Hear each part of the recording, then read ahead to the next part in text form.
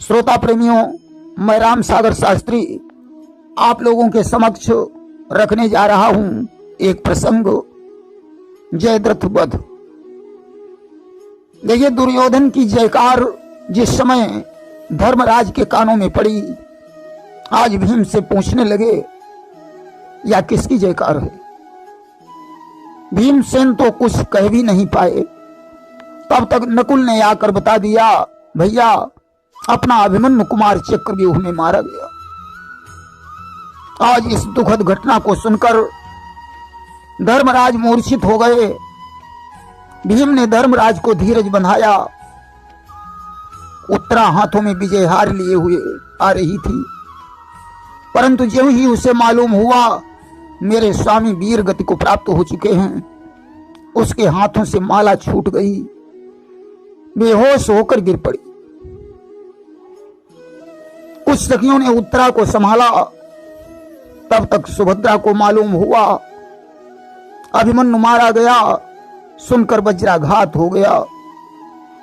माता कुंती भी विलाप कर रही हैं। अब तो चारों तरफ कोहराम मच गया। उधर सज्जनों, अर्जुन ने संसप्तक वीरों पर विजय प्राप्त कर ली। वापस लौट रहे हैं। अर्जुन को अपशकुन होने लगे। बायां नेत्र और बायां बाजू फड़क रहा है।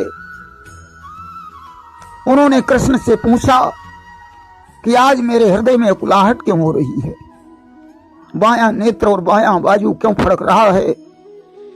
भगवान कृष्ण ने कहा, अर्जुन मेरा भी हृदय अकुला रहा है कि श्री हरि सुनी यही भांति बखाना, अमोरे उजिय आए अब अकुलाना।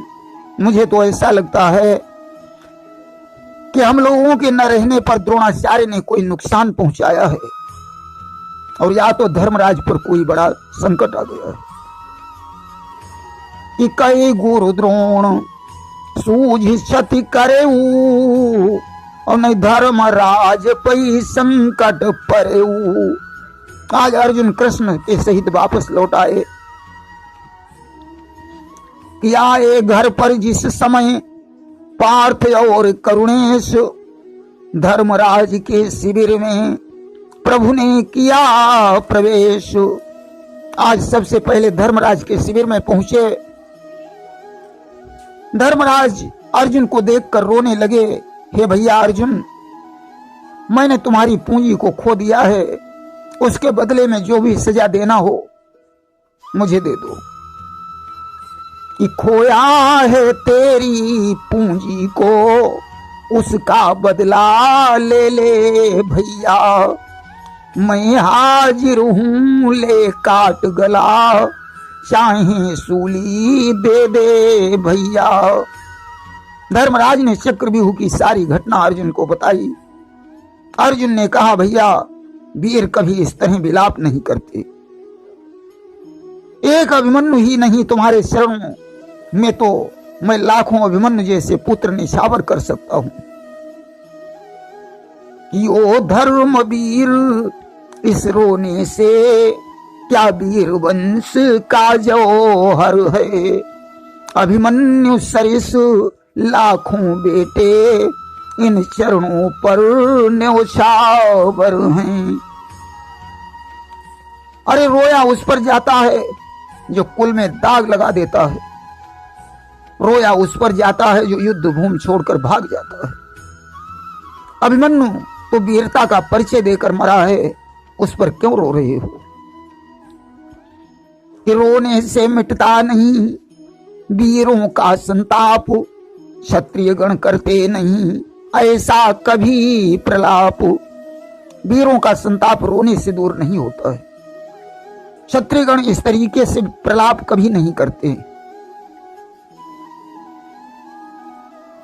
मैंने सुन लिया कि 7 महारथियों ने उसे मिलकर मार डाला है, परंतु भीम तुम बताओ इस युद्ध में अभिमन्यु के संहार की जड़ कौन है। भीम ने कहा, अगर सच पूछिए तो इसमें असली जड़ जयद्रथ है। यदि जयद्रथ मेरा रास्ता नहीं रोकता तो अभिमन्यु मारा नहीं जाता। आज अर्जुन ने कहा, मैं भगवान को साक्षी मानकर समस्त सरदारों के मध्य प्रतिज्ञा करता हूं कि कल शाम तक मैं जयद्रथ को मार डालूंगा, और यदि नहीं मार पाए तो चिता बनाकर अपने शरीर को आग में जला दूंगा। ब्रह्मा विष्णु महेश भी उसकी रक्षा करें तो भी जयद्रथ मेरे हाथों से नहीं बच सकता है। कि काल ही युद्ध जयद्रथ ही मारऊं, और ना ही तो देह अनल माहजारम।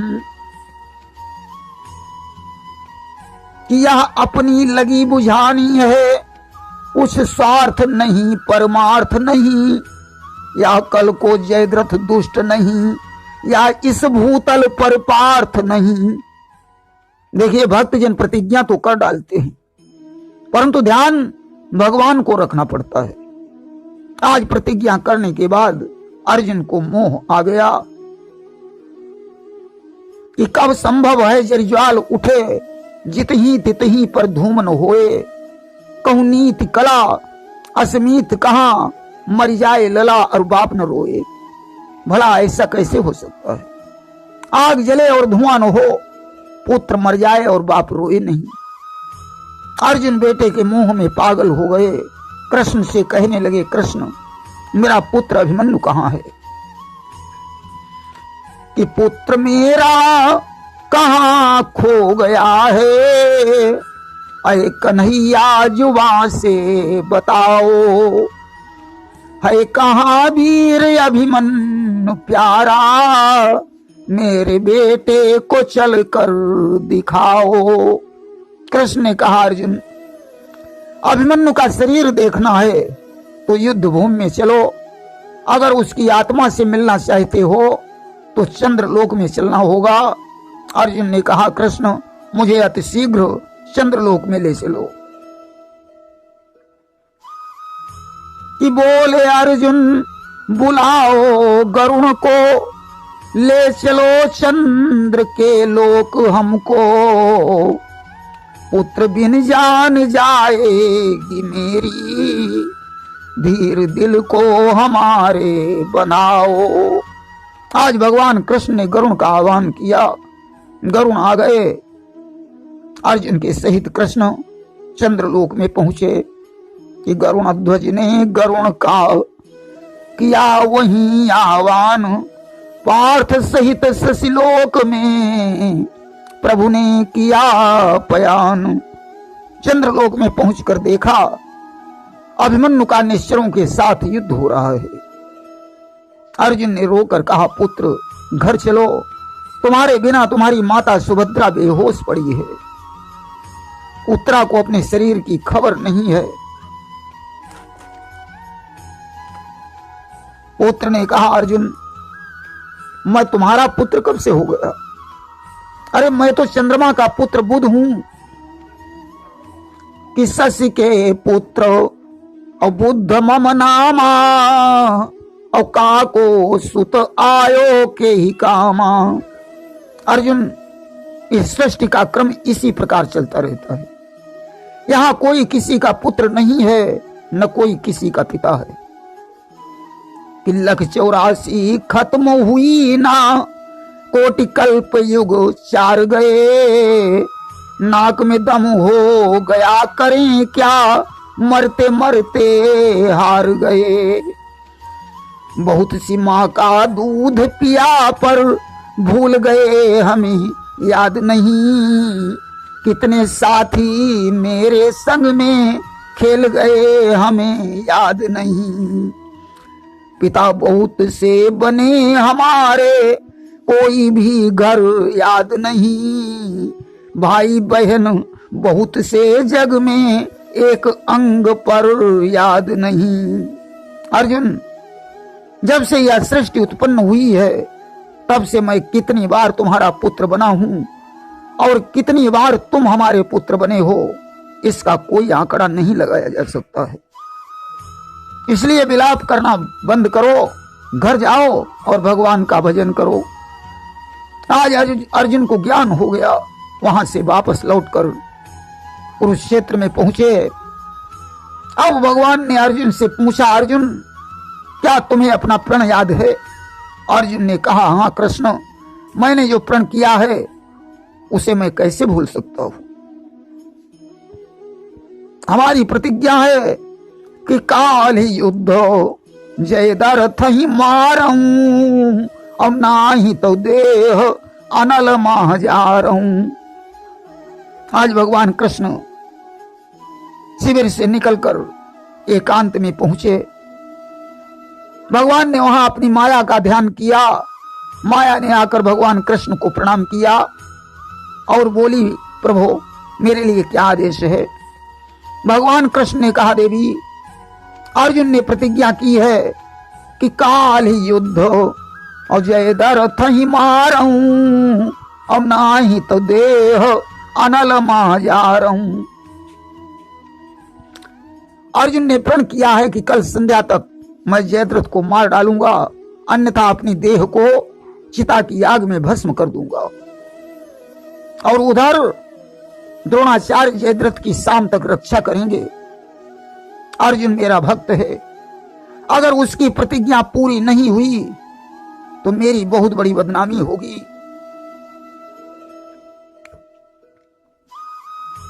कि प्रभु बोले तो कल संध्या से पहले ही सूर्य छिपा जाए, जब मैं तुमको संकेत करूं तब बादल में से प्रगटाए। इसलिए कल संध्या से पहले ही सूर्य को छुपा दो।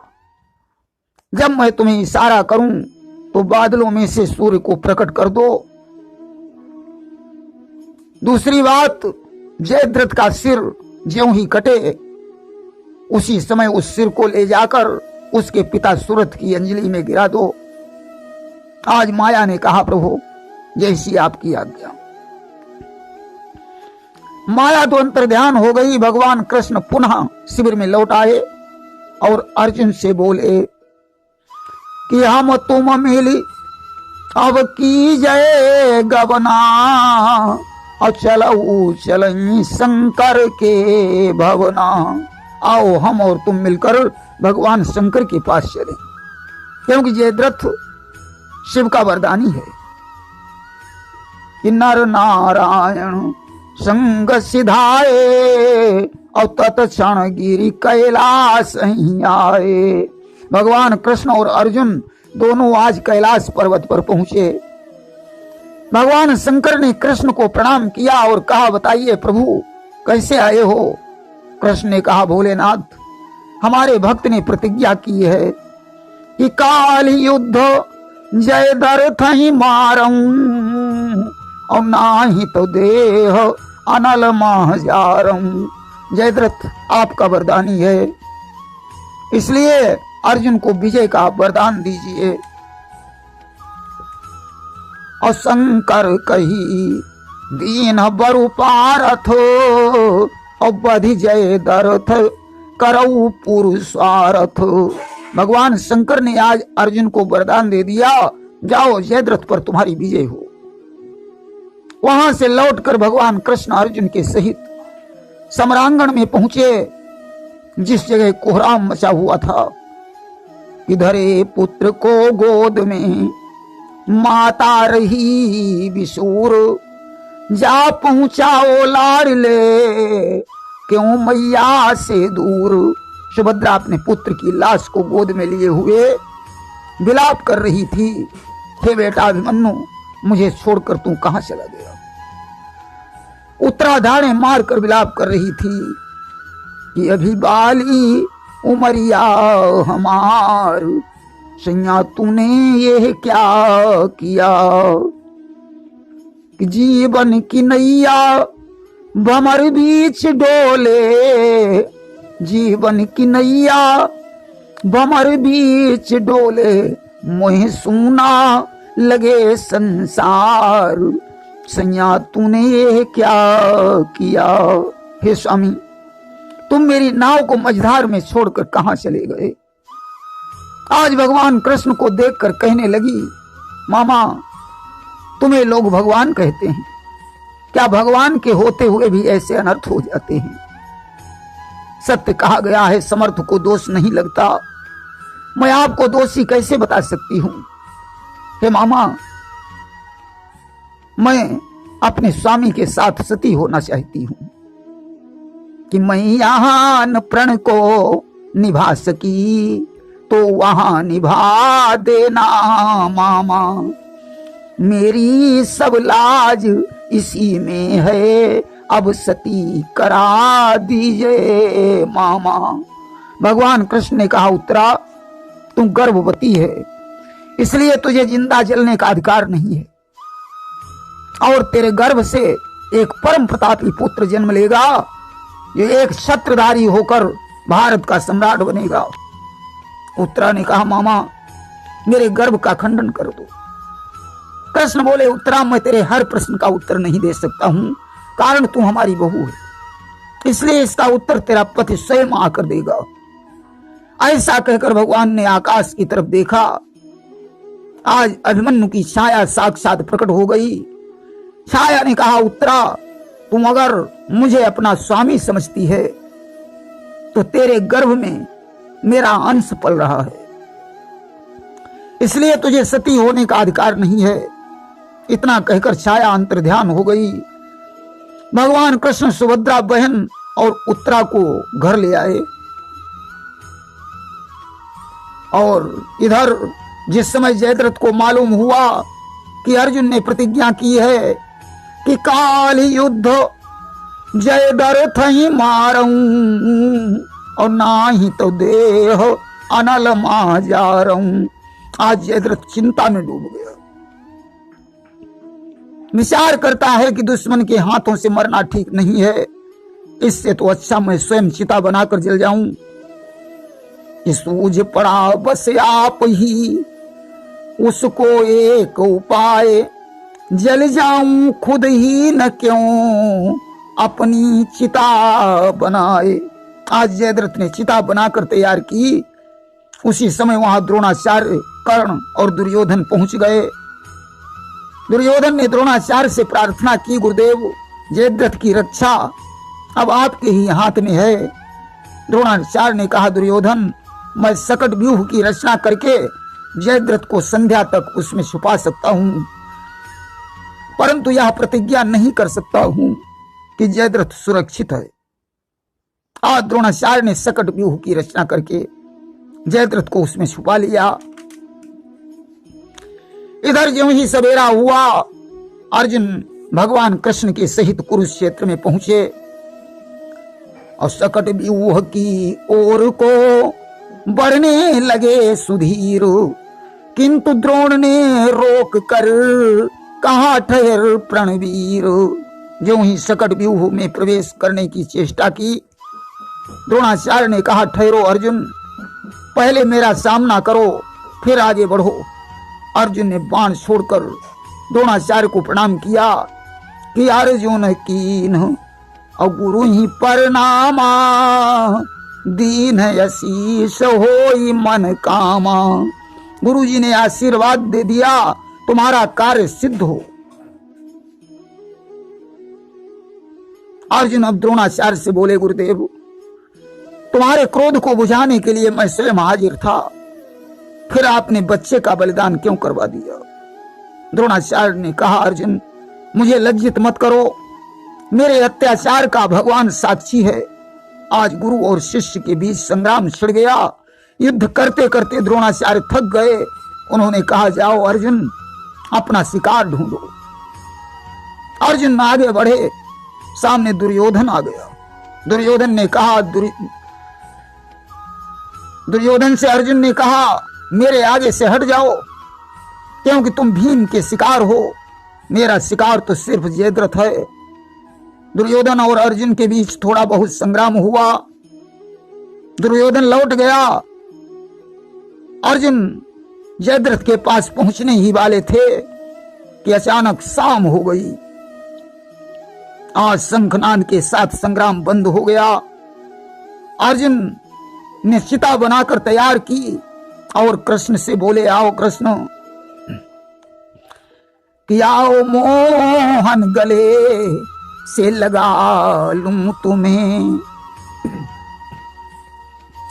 आओ मोहन गले से लगा लूं तुम्हें, यह मुलाकात है आखिरी आखिरी, बात करना है जो प्रेम से कीजिए, आज की बात है आखिरी आखिरी। आइए कृष्ण, गले से लग जाइए, यह आखिरी मुलाकात है। मैं तो सोच रहा था कि दुश्मन की मौत पहले होगी, परंतु मेरा नंबर पहले आ गया। शायद मेरी तकदीर ही खराब थी कि तकदीर की लिखी को तदबीर क्या करे, रूठा हो बादशाह तो वजीर क्या करे। ऐसा कहकर चिता की तरफ बढ़े कि चिता चढ़न अर्जुन चहेऊ, कहेऊ कृष्ण समझाए, धनुषवान लई के चढ़ऊ, जो क्षत्रिय धर्म न जाए। भगवान कृष्ण ने कहा, अर्जुन धनुषवान लेकर चिता में प्रवेश करो, जिससे क्षत्रिय धर्म बना रहे। अब दुश्मनों को ज्यों ही पता चला कि अर्जुन स्वयं चिता बनाकर जल रहा है, आज जयद्रथ को साथ लेकर दुर्योधन अर्जुन के पास पहुंचा। दुर्योधन ने अर्जुन से कहा, अरे अर्जुन जल्दी से चिता में प्रवेश करो, देर क्यों करते हो। अर्जुन ने कहा, दुर्योधन मुझे शांति से मरने दो, अन्यथा मैं तुम्हारा खून करके चिता में जलूंगा। तब तक जयद्रथ कृष्ण से बोल उठा, कृष्ण तुम तो बड़े लीलाधारी हो, आज अपनी कोई लीला दिखाओ। देखो तुम्हारा भक्त अर्जुन संसार से विदा हो रहा है। भगवान ने कहा, हां जयद्रथ, मैं तेरी मृत्यु के लिए लीला रचाने का आंकड़ा लगा रहा हूं। आज भगवान ने आकाश की तरफ देखा, माया ने उसी समय सूर्य को बादलों से प्रकट कर दिया, चारों तरफ सूर्य का प्रकाश छा गया। भगवान ने अर्जुन से कहा कि देखो सूरज चमक रहा है, अभी दिवस है बाकी, खड़ा सामने दुश्मन तेरे, यही समय है काफी। अर्जुन देखो शाम नहीं हुई है, अभी दिन शेष है, यही समय दुश्मन को मिटाने का है। जयद्रथ सामने खड़ा है, मार इसके बाण। और तब अर्जुन कीने हूं संधाना, कंठ ताकिते ही मारे बाना। उसी समय अर्जुन ने जयद्रथ के कंठ पर बाण मारा, शीश कट गया। जयद्रथ का पिता सुरथ एक नदी के किनारे अंजलि में जल भरकर विजय मंत्र का जाप कर रहा था। माया ने उस शीश को सुरथ की अंजलि में गिरा दिया। यही हाथ में सुरथ के टपक पड़ा वह माथ, पिता पुत्र की मृत्यु यूं हुई साथ ही साथ। सुरथ को ऐसा श्राप था, जब तुम पुत्र का शीश पाओगे और उसे जमीन पर फेंकोगे तो तुम्हारी भी मृत्यु हो जाएगी। आज वही संयोग बन गया, सुरथ की अंजलि में शीश गिरा, उन्होंने उसे जमीन पर फेंक दिया। फेंकते ही सुरथ का मस्तक फट गया और उनकी भी मृत्यु हो गई। प्रेम से बोलिए वृंदावन बिहारी लाल की जय।